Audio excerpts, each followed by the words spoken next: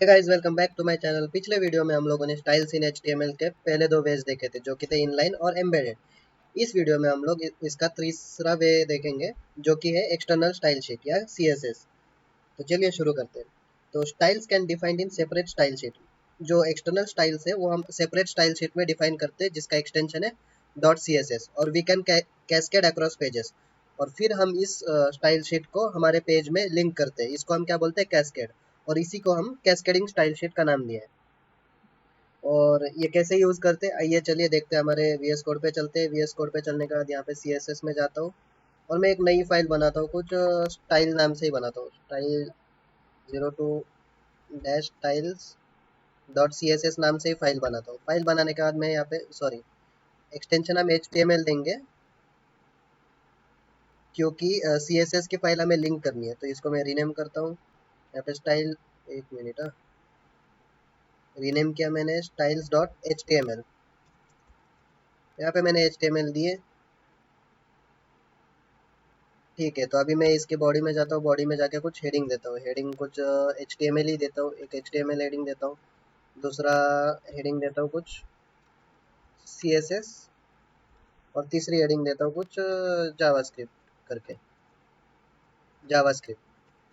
अभी इस हेडिंग को मुझे क्या करना है? इफेक्ट्स अप्लाई करने हैं। तो मैं इनलाइन हमने देखा था कि यहीं पे इफेक्ट्स दे सकते हैं। एम्बेडेड में हम हेड या बॉडी सेक्शन के अंदर स्टाइल डिफाइन करके वहाँ दे सकते हैं, या फिर अभी जो तीसरा टाइप है वो दे सकते हैं। उसके लिए हमें क्या करना पड़ेगा? हमें जाना पड़ेगा हमारे एसआरसी में। हमने स्टार्टिंग में देखा था कि हम सारे जो स्टैटिक रिसोर्सेज है वो कहाँ रखते हैं? पब्लिक में। और जो डायनेमिक रिसोर्सेज है वो हम कहाँ रखते हैं? वो रखते हैं हम एसआरसी में। डायनेमिक में आ गया CSS, आ गया जावास्क्रिप्ट, आ गया। तो एसआरसी में जाके एक मैं नया फोल्डर बनाता हूँ स्टाइल्स नाम से ही। स्टाइल्स नाम से मैंने ये फोल्डर बनाया। इसके अंदर मैं कुछ effects dot C S S करके फाइल बनाता हूँ। तो यहाँ पे मैंने effects dot C S S करके फाइल का नाम दिया। अभी यहाँ पे मैंने क्या हेडिंग दिया है? अभी मुझे इस हेडिंग को स्टाइल्स अप्लाई करने हैं। तो यहाँ पे मैं डायरेक्ट, मुझे ये सब ऊपर का लिखने की ज़रूरत नहीं है। सीधा हम जाएंगे और जिस के लिए मुझे अप्लाई करना है, सीधा मैं उसका जैसे हम स्टाइल्स में कैसे लिखते थे वैसे ही हम लिखेंगे। H2, यहाँ पे करली ब्रेसेस, यहाँ पे मैं कुछ कलर इसका रेड देता हूँ। और बैकग्राउंड कलर कुछ येलो करके देता हूँ। ठीक है, येलो। और कुछ बॉर्डर भी देता हूँ। बॉर्डर कुछ देता हूँ 2 पिक्सल सॉलिड ब्लैक करके। ठीक है। अभी ये तो मैंने यहाँ पे स्टाइल्स डिफाइन कर दी, लेकिन ये लिंक हुई नहीं आगे। मैं अभी इसको ओपन विथ लाइव सर्वर करता हूँ। यहाँ पे देखिए, ओपन विथ लाइव सर्वर किया। तो लाइव सर्वर करने के बाद यहाँ पे कुछ इफेक्ट्स अप्लाई हुए नहीं है। तो इफेक्ट्स अप्लाई करने के लिए मुझे क्या करना पड़ेगा? ये फाइल यहाँ पे लिंक करनी पड़ेगी। तो लिंक हम उसी तरह से करेंगे जिस तरह से हमने बूटस्ट्रैप आइकन्स लिंक किए थे। तो यहाँ पे मैं लिंक रिलेशन क्या है हमारा? स्टाइल शीट और स्टाइल शीट और एच रेफ यानी पाथ कहाँ पे? तो ये डॉट स्लैश नहीं, डॉट डॉट स्लैश, जहाँ पे हमें जाना है एसआरसी के अंदर। कहाँ पे? स्टाइल्स के अंदर effects dot C S S करके हमारा पाथ है। अभी मैंने लिखा और अभी इसको देखते रन करके। तो जो हमने वहाँ पे देखे बैकग्राउंड कलर येलो दिया था, बॉर्डर दिया था, वो सब इफेक्ट अप्लाई हो गया यहाँ पे। तो इस तरह से हम एक्सटर्नल फाइल्स को हमारे पेज में लिंक कर सकते हैं। लेकिन यहाँ पे इसकी एक दिक्कत क्या है कि एक्सटर्नल फाइल को लिंक करने पे क्या होता है, जो ना हमारी नंबर ऑफ रिक्वेस्ट है पेज में, वो इंक्रीज हो जाती है। और इस वजह से पेज का लोड टाइम इंक्रीज होता है। क्या मतलब है इसका? यहाँ पे देखिए, यहाँ पे मैं राइट क्लिक करके इंस्पेक्ट में जाता हूँ। इंस्पेक्ट में जाने के बाद हम जाते हैं कहाँ पे? नेटवर्क में जाते हैं। पिछले वीडियो में देखा था। अभी मैं इसको वापस रिफ्रेश करता हूँ। तो रिफ्रेश करने पे आप यहाँ पे देख सकते हैं, रिफ्रेश करने पे आप यहाँ पे देख सकते हैं, यहाँ पे नीचे 3 रिक्वेस्ट दिखा रहा है। 3 कौन कौन सी रिक्वेस्ट है? एक हमारे HTML पेज की रिक्वेस्ट, एक CSS पेज की रिक्वेस्ट, और एक WS। WS बताता हूँ क्या रहता है। पहले HTML और CSS देखते हैं। यहाँ पे देखिए, लोड होने में यहाँ पे 1.23 सेकंड ले रहा है। 1.23 सेकंड पेज लोड करने के लिए काफ़ी ज़्यादा टाइम होता है। यहाँ पे जो रिक्वेस्ट है, एक तो हमारे HTML के लिए क्या है, डॉम लोड कर रहा है। और जैसे डॉम HTML के लिए रहता है, वैसे ही CSS के लिए CSS ऑब्जेक्ट मॉडल या CSS OM रहता है। तो इसलिए हमारे पेज का लोड टाइम बढ़ रहा है। और तीसरा क्या है? WS कहाँ यूज़ होता है? Web socket. जैसे आप कोड लिखते हैं यहाँ पे VS कोड में, और बिना कुछ पेज को रिफ्रेश किए यहाँ पे हमारे अपने आप इफेक्ट्स अप्लाई होते हैं। या एग्जांपल के तौर पे आपने व्हाट्सअप वेब यूज़ किया होगा लैपटॉप में। वेब यूज़ करते वक्त आपका कोई दोस्त आपको मैसेज कर रहा है, तो मैसेज करने पे आपको तुरंत उसका मैसेज दिख जाता है। आपको हर बार पेज लोड करने की ज़रूरत नहीं होती। तो किसकी वजह से होता है? वेब सॉकेट की वजह से। तो वेब सॉकेट क्या है? एक प्लगइन है जो हमारे ब्राउज़र हमें प्रोवाइड करता है। अगर आपका मैसेज अपने अपलोड नहीं हो रहा तो ये आपके ब्राउज़र की दिक्कत है। तो ये 3 रिक्वेस्ट हम एक्सटर्नल स्टाइल शीट जोड़ने पे रिक्वेस्ट बढ़ जाती है। जैसे मान लो मैं अभी इसको कमेंट आउट कर देता हूँ, फिर से यहाँ पे रन करते हैं। यहाँ पे देखिए अभी CSS की रिक्वेस्ट नहीं दिख रही, बस 2 ही रिक्वेस्ट है। तो इसलिए हम ज़्यादातर एम्बेडेड में ही कोड लिख रहे थे अभी तक। तो ये था हमारा क्या, CSS का इंट्रो।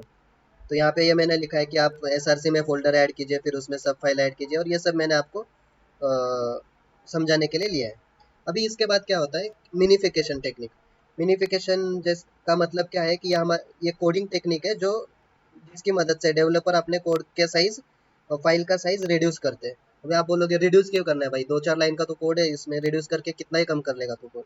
लेकिन ये तो आप अभी सीख रहे हैं, इसलिए 4-5-6 लाइन 10 लाइन का कोड लिख रहे हैं। लेकिन जब आप एक्चुअल प्रोजेक्ट में काम करते हैं तो उस वक्त 10,000 15,000 ऐसे लाइन के कोड्स लिखने पड़ते हैं आपको। तो उस टाइम क्या होता है कि हमारी जब फाइल की साइज बड़ी रहेगी तो फालतू में पेज पे लोड आएगा और वो थोड़ा टाइम लेगा। तो मिनिफिकेशन की मदद से हम क्या करेंगे, हमारे कोड को एक मिनीफाई करके रखेंगे, मतलब कोड को एक क्या बोलते हैं, छोटा करके रखेंगे कोड की फाइल के साइज को। जैसे मान लो यहाँ पे मैं जाता हूँ, अभी यहाँ पे कहाँ गया वो effects.css, इसको मैं रिवील इन फाइल एक्सप्लोरर करता हूँ।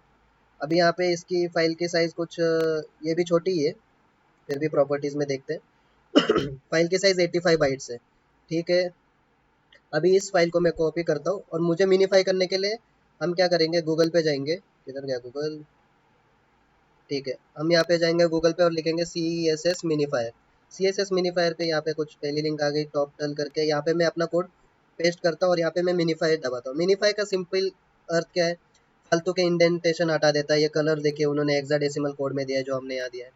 फालतू के फिर जो हमने एक्स्ट्रा कॉमा वगैरह वो जो डाले वो सब हटा देता है।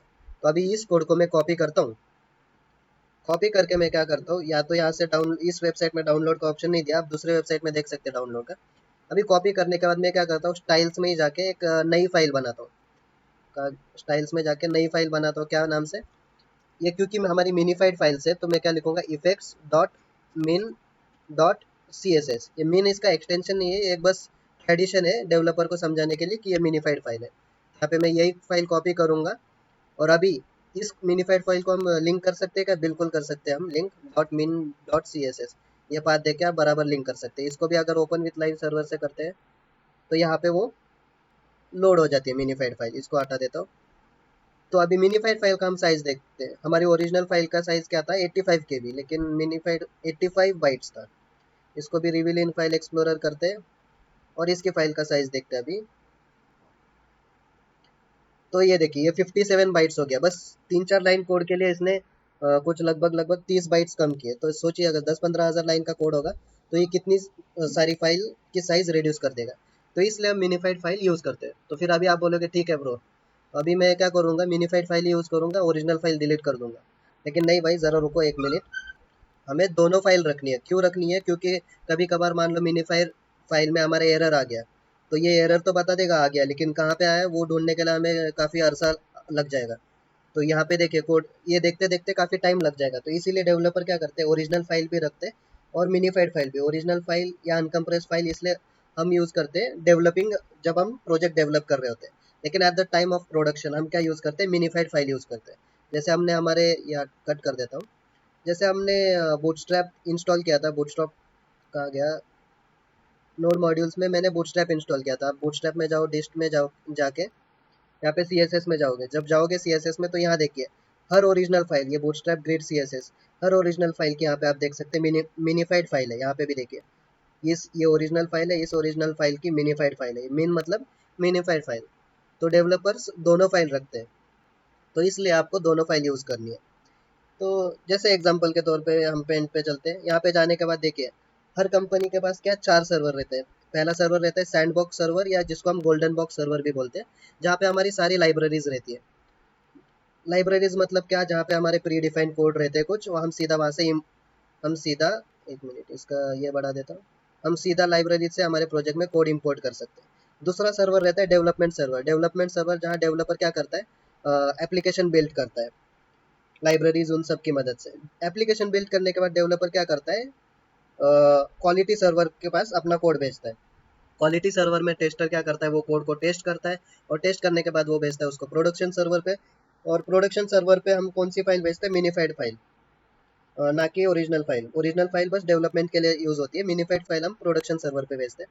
और फिर भेजने के बाद यहाँ से हमारी फाइल जाती है क्लाइंट के पास और क्लाइंट फिर एक्सेस करता है हमारा क्या एप्लीकेशन प्रोडक्शन सर्वर से। तो इस तरह से ये काम करता है। तो अभी मिनीफाई करने के बाद हम क्या था हमारा अगला टॉपिक, ये तो मैंने आपको स्टेप्स दिए कि कैसे आप मिनीफाई कर सकते हैं। मिनीफाई करने के बाद अगला टॉपिक है सीडीएन। सीडीएन आपने सुना होगा या नहीं पता नहीं, मैं बता देता हूँ। सीडीएन क्या रहता है, कंटेंट डिस्ट्रीब्यूशन नेटवर्क। मतलब क्या करता है, इसका काम क्या है, एक सर्वर मेंटेन करके रखता है रिपोजिटरी करके वेब पे। रिपोजिटरी मतलब जहाँ पे हमारे कोड ऑलरेडी सेव्ड रहते हैं। तो ये इसका यूज़ क्या है कि सारे फाइल्स जो है हमारे सीडीएन सर्वर में रहते हैं और ये सर्वर हमेशा चालू रहता है। तो इसका यूज़ क्या है, जैसे हमने बूटस्ट्रैप यूज़ किया था, तो बूटस्ट्रैप यूज़ करते वक्त हमने क्या किया था, हमने हमारे प्रोजेक्ट में बूटस्ट्रैप डाउनलोड किया था। अभी डाउनलोड करने की वजह से क्या हो रहा है कि उसकी जो हमारे प्रोजेक्ट की जो साइज़ है वो उस बूटस्ट्रैप ने थोड़ी सी ले ली। तो इसीलिए हम क्या करते हैं, मोस्टली सीडीएन की मदद से क्या करते हैं, डायरेक्टली कोड से सर्वर से हम कोड लेते हैं और हमारे प्रोजेक्ट में दिखाते हैं। कभी आपने प्रोजेक्ट में देखा होगा कि किसी किसी ने फाइल यहाँ पे लिंक की नहीं रहती है, लेकिन उसकी फाइल बराबर चल रही होती है। तो वो इस क्यों होता है, क्योंकि वो सीधा सीडीएन की मदद से करता है। सीडीएन कैसे, अभी देखते हैं यहाँ पे। जैसे आप मान लो बूटस्ट्रैप की वेबसाइट पे गए, वेबसाइट पे जाने के बाद यहाँ पे थीम्स है, थीम्स सॉरी थीम्स में नहीं जाना, हमें डाउनलोड में जाना है। तो डाउनलोड में जाने के बाद या तो हम हमें डाउनलोड कर सकते हैं बूटस्ट्रैप, या यहाँ देखिए सीडीएन वाया जेएस डिलीवर। तो सीडीएन में जाके यहाँ पे क्या लिखा है, skip the download with JS deliver to deliver सीधा cache version of Bootstrap into our project. तो यहाँ पे देखिए लिंक कैचरेफ ये पूरी हमें लिंक दे दी है। तो यहाँ पे पूरी लिंक दे दी, आप क्या कर सकते हैं, सीधा यहाँ से कॉपी कर सकते हैं और यहाँ पे पेस्ट कर सकते हैं, अगर आपको अपने बूटस्ट्रैप आपके प्रोजेक्ट में बूटस्ट्रैप आइकन्स वो सब चलाना होगा तो। यहाँ पे देखिए अभी और एक पॉइंट क्या है, क्रॉस ओरिजिन। अगर आप मेरे वीडियोस फॉलो कर रहे होंगे तो मैंने इमेजेस वाले वीडियो में बताया था क्रॉस ओरिजिन क्या है। तो क्रॉस ओरिजिन में हमने देखा था कि हमारे जो फाइल्स है वो हमारे पीसी में सेव नहीं रहते, हम उसको सर्वर से लेते हैं, इसका मतलब है क्रॉस ओरिजिन। तो इस तरह से आप लिंक करके सीधा आप सर्वर से यूज़ कर सकते हैं, लेकिन आपको 24/7 इंटरनेट से कनेक्ट रहना पड़ेगा। और कभी कभार हो सकता है सर्वर डाउन रहा या कुछ दिक्कत आ गई, तो फिर आपका प्रोजेक्ट ढंग से लोड नहीं करेगा, ये भी इसकी दिक्कत है। तो इसके बाद क्या था, एक अभी ये सब होने के बाद, ये सब आपको बेसिक्स पता चल गया। इसके बाद बोलोगे ठीक है रविराज भाई, अभी मैं क्या करता हूँ, इनलाइन में भी अपना सीएसएस का कोड लिखता हूँ, एम्बेडेड में भी लिखता हूँ और एक्सटर्नल फाइल में भी लिखता हूँ, ठीक है, तीनों जगह पे कोड लिखता हूँ। तो फिर कौन सा सेट ऑफ इफेक्ट्स पहले अप्लाई होगा, इस तो इसके लिए भी क्या है, इसके लिए दो कंडीशन है। अगर हमें same set of effects apply करने हैं तो प्रायोरिटी कैसे जाएगी, पहले इनलाइन को जाएगी, दूसरी एम्बेडेड को जाएगी और तीसरी एक्सटर्नल फाइल को जाएगी। क्या मतलब है सेम सेट ऑफ इफेक्ट्स, जैसे यहाँ पे इस लाइन को अभी मैं हटा ही देता हूँ या कमेंट कर देता हूँ, ठीक है। तो यहाँ पे देखिए अभी मैं HTML में H2 मैंने यहाँ पे क्या दिया था इफेक्ट्स के अंदर, effects dot C S S के अंदर कलर और बैकग्राउंड कलर दिया था, तो मैं कलर ही देता हूँ फिलहाल, और मिन की जगह में normal C S S file link करता हूँ। तो अभी यहाँ पे मैं इनलाइन में कलर देता हूँ, कैसे देंगे हम, स्टाइल इक्वल्स टू क्या, कलर, कलर मैंने रेड दिया था वहाँ पे, यहाँ पे मैं कलर कुछ देता हूँ ग्रीन, ग्रीन कलर दिया यहाँ पे। और मैं कुछ हमारे हेड में जाके स्टाइल में क्या करता हूँ, H2 को मैं कलर देता हूँ क्या, यहाँ पे मैं कलर देता हूँ ग्रीन दिया है, और क्या रह गया, ग्रीन रेड ब्लू कलर देता हूँ। तो ये मैंने कलर दिया। अभी इसको जब हम देखते हैं कहाँ पे हमारा ये, तो यहाँ पे देखिए मैंने HTML को कलर दिया, ये हालांकि हेडिंग ही है, लेकिन इस HTML टाइटल को ग्रीन अप्लाई नहीं हो रहा, सॉरी ग्रीन अप्लाई हो रहा है, ब्लू या फिर रेड अप्लाई नहीं हो रहा। तो यहाँ पे देख सकते हैं आप, यहाँ पे HTML ग्रीन कलर में आ गया, और ये पहली प्रायोरिटी है इनलाइन की। और फिर CSS और जावास्क्रिप्ट को क्या अप्लाई हो रहा है, अप्लाई हो रहा है ब्लू कलर, ना कि रेड कलर, रेड कलर जो हमने यहाँ पे दिया था। लेकिन अगर मैं यहाँ से इसको कमेंट आउट कर देता हूँ तो अभी रेड कलर अप्लाई होगा, यहाँ देख सकते हैं आप रेड कलर। तो अगर सेम सेट ऑफ इफेक्ट्स दे रहे हैं तो प्रायोरिटी के हिसाब से पहले इनलाइन, दूसरा एम्बेडेड और तीसरा एक्सटर्नल फाइल को अप्लाई होगा। लेकिन अगर डिफरेंट सेट ऑफ इफेक्ट्स दे रहे हैं, डिफरेंट सेट ऑफ इफेक्ट्स मतलब क्या, कि जैसे अभी यहाँ पे कलर मैंने ग्रीन दे दिया, कलर के बाद यहाँ पे क्या था, जैसे टेक्स्ट अलाइन में सेंटर दे देता हूँ, तो यहाँ पे मैं कुछ क्या करता हूँ, टेक्स्ट अलाइन सेंटर दे देता हूँ, और यहाँ पे मैं भी ठीक है, यहाँ पे टेक्स्ट अलाइनमेंट नहीं दे रहा है, ये डिफरेंट सेट ऑफ इफेक्ट्स है। तो जब मैं डिफरेंट सेट ऑफ इफेक्ट्स देता हूँ तो सारे इफेक्ट्स अप्लाई हो जाते हैं, ऑल विल अप्लाई। मतलब क्या हो रहा है, किधर गया, हम्म मैं इसका कलर हटा देता हूँ फिलहाल स्टाइल के अंदर।